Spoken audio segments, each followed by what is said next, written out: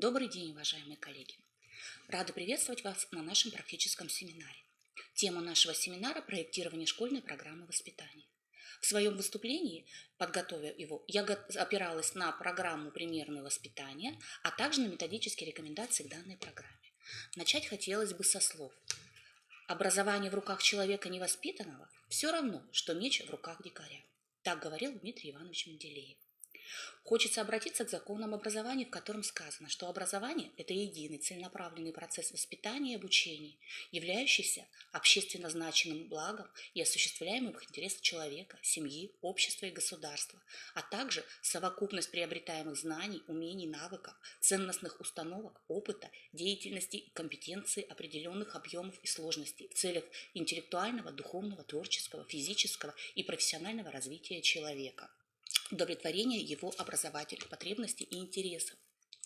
Таким образом, школа сталкивается с основными проблемами воспитания. Это девальвация ценностей воспитания в педагогическом сознании, слабая мотивация к воспитанию у школьных педагогов, отсутствие системы подходов воспитания, использование без учета произошедших в нашем обществе и воспитательных изменений старых форм содержания воспитания, недостаточное взаимодействие и координация между участниками воспитательного процесса, доминирующая количественная оценка результатов воспитания, качественная оценка отходит на второй план, недостаточная представленность в системе повышения квалификации и проблематики воспитания, а имеющиеся курсы чаще всего направлены именно на мероприятийную сторону воспитания, слабая подготовка будущих педагогов к воспитанию. Таким образом, перед Институтом развития образования была поставлена государственная задача разработать научно-методических основ развития воспитательной компетентности в основного образования и механизмов его реализации. Таким образом, выполняя данное государственное задание, Институт стратегии развития образования составил примерную программу воспитания обучающихся. Эта программа призвана помочь педагогам страны выявить и реализовать воспитательный потенциал образовательного процесса в целях решения задач Указа Президента Российской Федерации от 7 мая 2018 года. В 2019 году данная программа была зарегистрирована в Едином государственном информационной системе учета научных, исследовательских, опытно-конструктивных и технологических работ гражданского назначения. А в этом году, 2 июня, программа была утверждена на заседании Федерального учебно-методического объединения по общему образованию. Таким образом, данная программа вступила в апробацию еще в 2019 году. Если посмотрите на слайд, то увидите, что в 2019 году в программе «Примерное воспитание» в апробации участвовало 82 субъекта Российской Федерации. Это 730 образовательных организаций. Из них 351 организация городская и 379 организаций из сельских местностей. В 2020 году данная программа уже внедряется.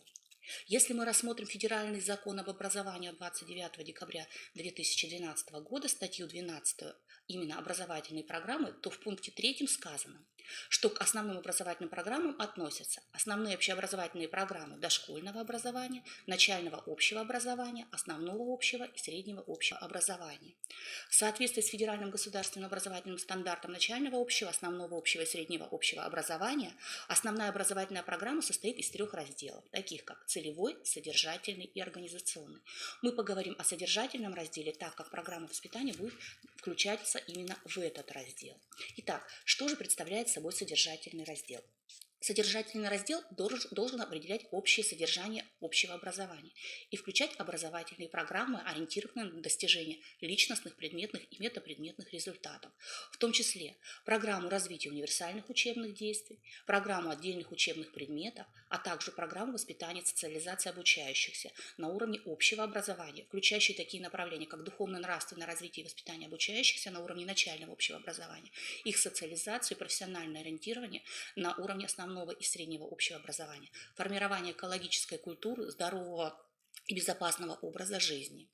А также в содержательный раздел включена еще и программа коррекционной работы.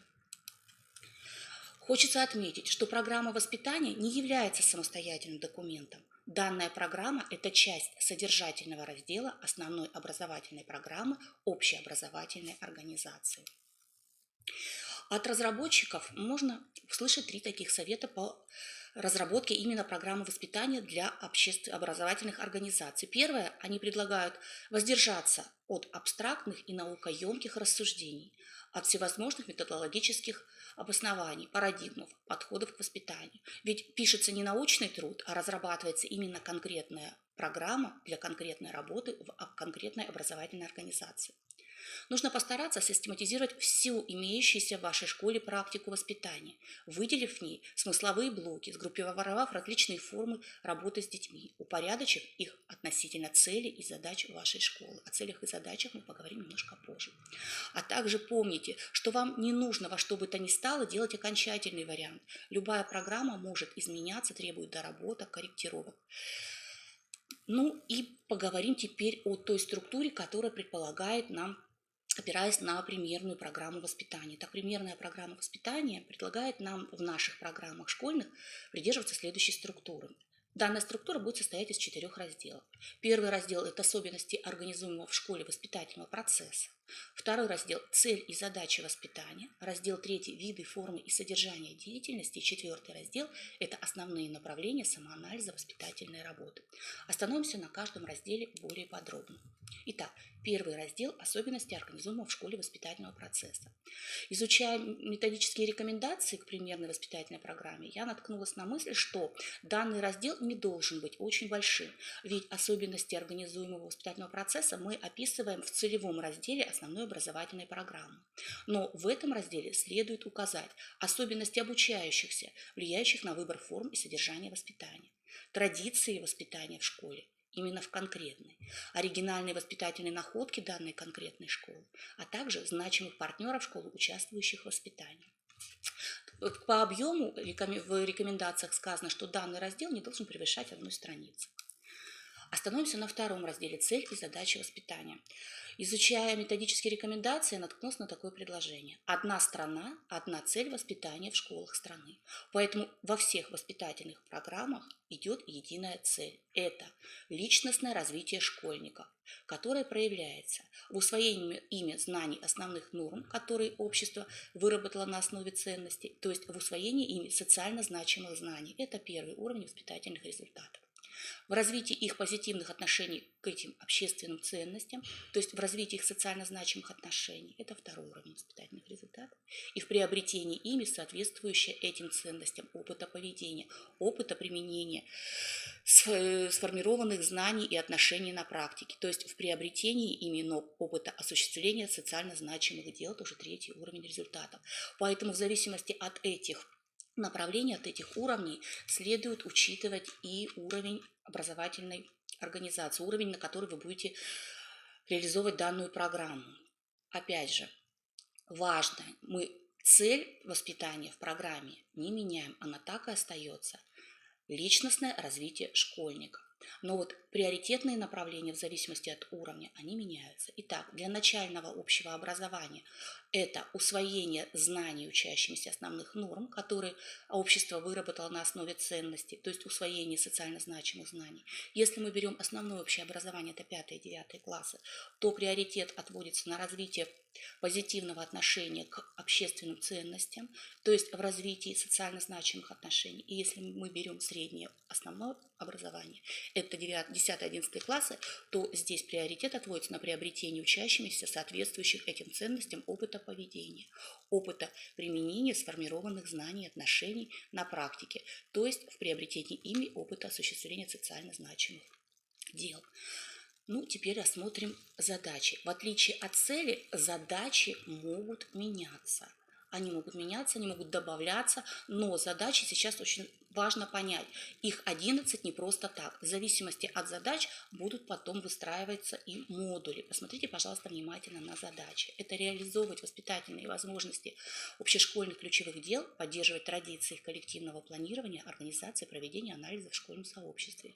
Реализовывать потенциал классного руководства, воспитателей школьников, поддерживать активное участие классного сообщества в жизни школы. Вовлечение школьников в кружки, секции, клубы, студии и иные объединения, работающие по школьным программам в неурочной деятельности.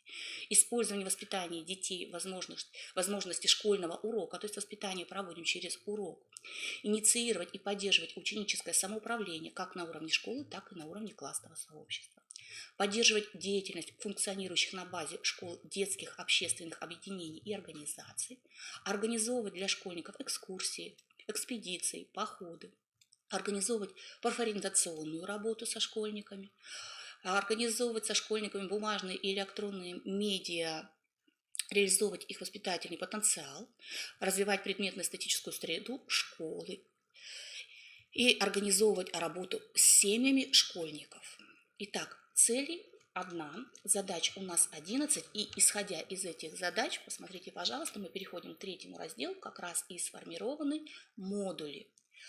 Третий раздел называется «Виды, формы и содержание деятельности». Этот раздел показывает, каким образом осуществляется практическое воплощение поставленных целей и задач. Данное направление, данный раздел, данные модули делятся на две группы. Это инвариативные модули и вариативные модули. Вот если мы сравним, то посмотрите, каждый модуль будет перекликаться с соответствующей задачей. Например, классное руководство. Если мы вернемся к нашим задачам, то мы здесь увидим вторая задача – реализовать потенциал классного руководства в воспитании школьников. Если мы посмотрим на еще один модуль, например, школьный урок, то также, обращаясь к задачам, мы можем также увидеть, что здесь идет задача как воспитание учащихся посредством возможностями школьного урока. Итак, если мы будем сравнивать, мы увидим, что все модули будут между собой перекликаться с задачами. Задачи менять можно, но в соответствии с задачами меняются и модули. Посмотрите, пожалуйста, количество задач равно количеству модулей. На каждый модуль отводится определенная задача. Если мы посмотрим те модули, которые предполагает нам примерная программа воспитания, то мы увидим, что в инвариативные модули у нас входит 6 составляющих. Это классное руководство, школьный урок, курсы внеурочной деятельности, работа с родителями, самоуправление и профориентация.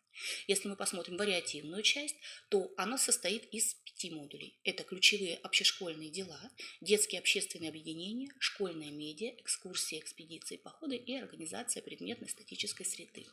Теперь рассмотрим эти модули более подробно, направление этих модулей. Начнем с инвариативного модуля. Итак, классное руководство. Если мы посмотрим данный модуль, то мы можем выделить 4 направления работы классного руководителя. Это работа с классным коллективом, индивидуальная работа с каждым учащимся, с конкретными учащимися, работа с учителями, преподающими в классе, ну и, конечно же, очень большая необходимая работа – это работа с родителями учащихся, с их законными представителями. Более подробно о работе классного руководителя можно посмотреть. Вообще его работа прописана в приказе Минобразования Российской Федерации от 3 февраля об утверждении методических рекомендаций об осуществлении функций классного руководителя. Следующий модуль, который у нас входит также в вариативную часть, это школьный урок. Посмотрите, пожалуйста, здесь у нас идет 5 задач, 5 направлений, где мы можем работать на школьном уроке над воспитанием школьников. Первое – это побуждение школьников соблюдать на уроке общепринятые нормы поведения, правила общения со старшим учителем и со сверстниками-школьниками.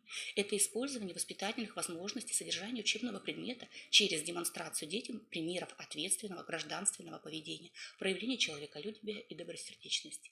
Это применение на уроке интерактивных форм работы обучающихся, организация шефства, мотивирование эрудированных учащихся над ребятами, которые учатся подслабженными, не успевающими учащимися, и инициирование и поддержка исследовательской деятельности школьников. Давайте остановимся в рамках этого модуля «Школьный урок» на этих задачах и на этих особенностях. Немножечко примеров приведу. Например, как можно работать над дисциплиной на уроке. Только один пример. С детьми сразу нужно обговаривать правила, которые нельзя нарушать на уроке, ни при каких обстоятельствах.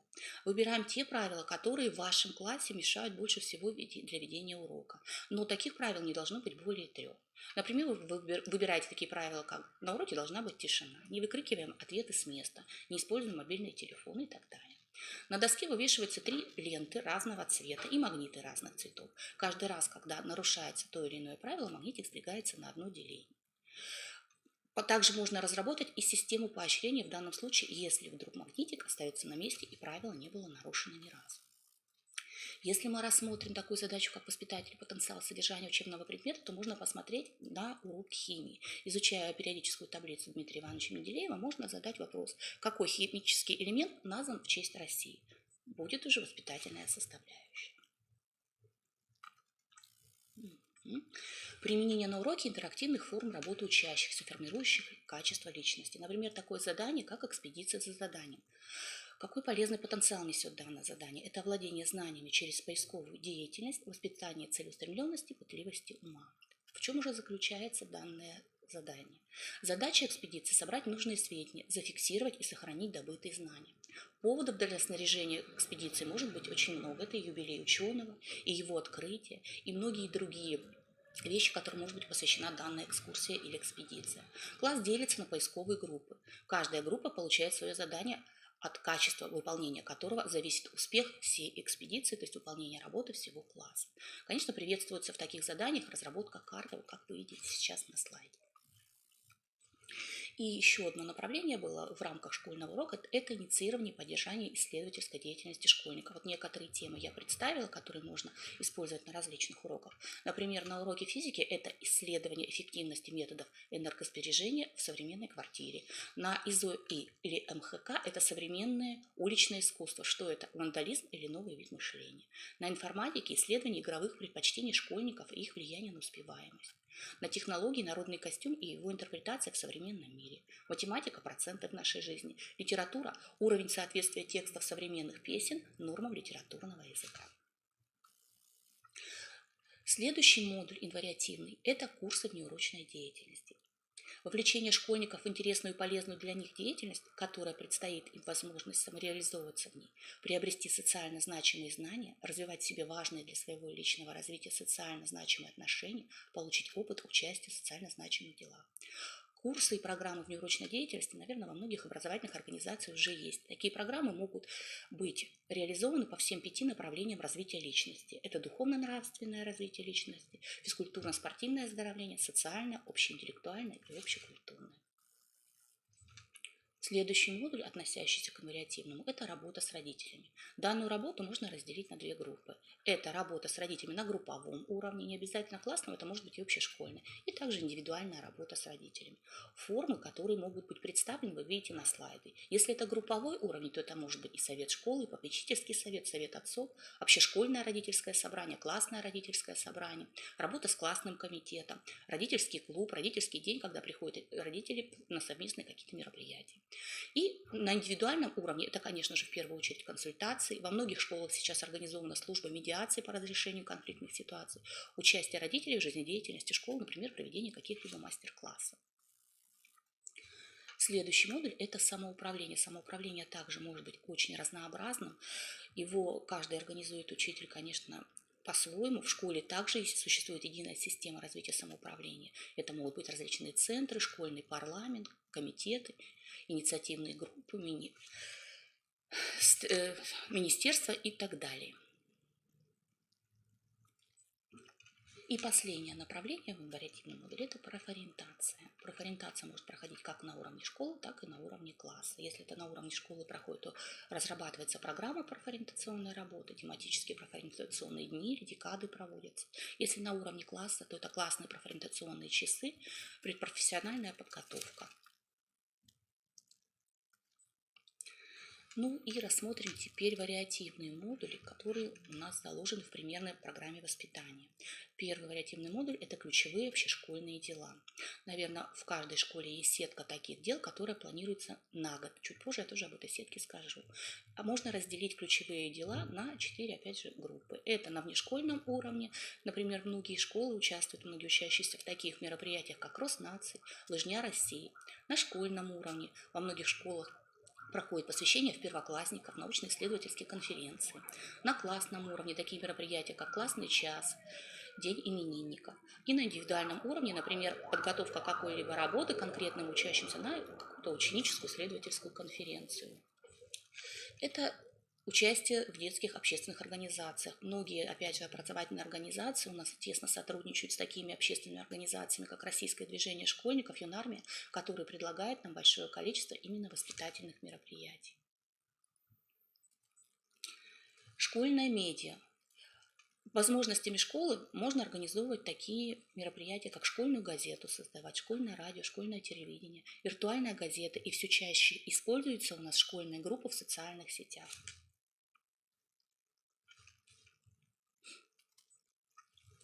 Не стоит пренебрегать экскурсиями, экспедициями и походами, ведь иногда один день, проведенный в других местах, делает больше, чем 10 лет жизни дома. Экскурсии, экспедиции, походы могут быть различными и иметь под собой различные цели и выводы. Организация предметно-эстетической среды также может делиться на какие-то блоки. Что она под собой подразумевает, мы сейчас посмотрим. Это может быть оформление интерьера школьных помещений, озеленение пришкольной территории, благоустройство классных кабинетов, стеллажи свободного книгообмена, оформление сменных экспозиций, создание и популяризация особой школьной символики, например, школьный флаг, гимн, герб, эмблема и так далее. Могут быть и другие направления, которые вы будете реализовывать в своей образовательной организации. Ну и четвертый раздел программы воспитания – это основные направления самоанализа воспитательной работы. Мы с вами вначале говорили о том, что именно проблемой является то, что идет уход от качественных показателей к количественным. И на что же опирается самоанализ? Первое – это оценка уровня воспитанности обучающихся. Наверное, такой уровень проводится и такая диагностика во многих образовательных организациях. У многих, наверное, проходит по Капустину.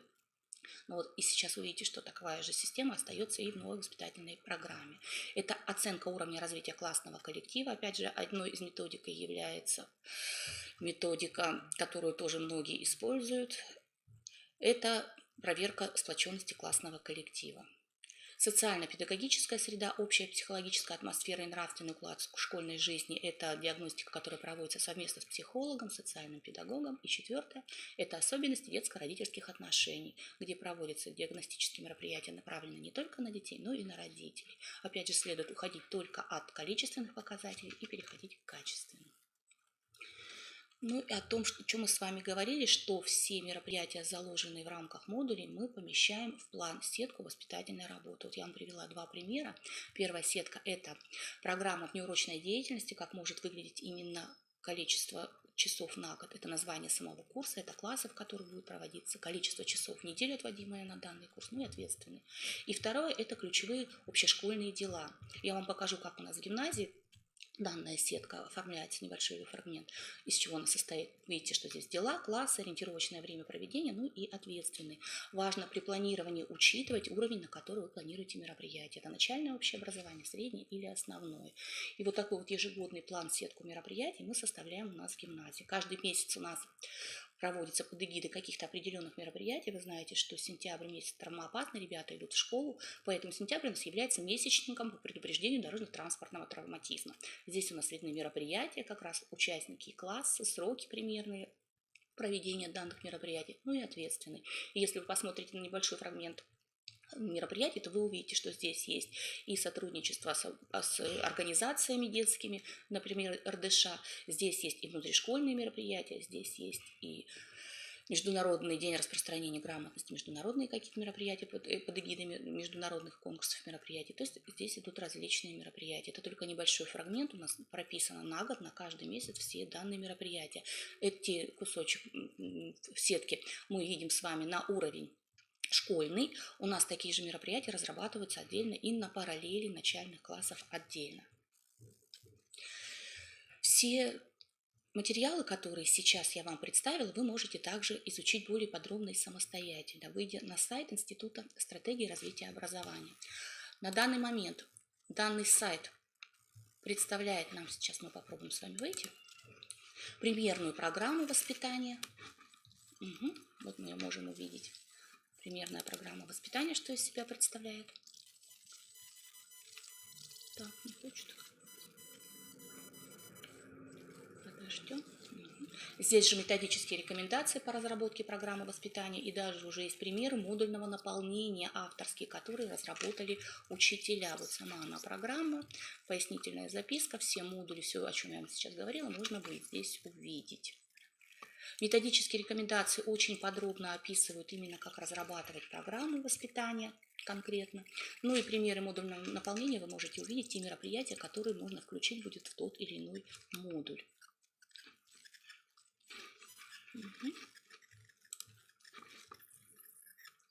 Так, и мне нужно выйти обратно.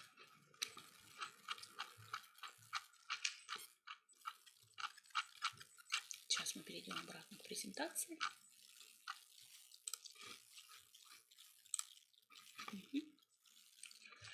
Опираясь также на выступление, готовя выступление, опиралась не только на примерную программу воспитания и на методические рекомендации, но и на те области, которые уже участвовали в апробации. В данном случае это Владимирская область, которые разработали программу воспитания в общеобразовательных организаций, опробировали ее и уже представили свой опыт в достаточно интересном виде интерпретации. Что хочется сказать в заключении? Примерную программу воспитания необходимо воспринимать как конструктор, который помогает нам создать свою собственную рабочую программу воспитания школы. Данная программа стала более короткой, более четкой и ясной.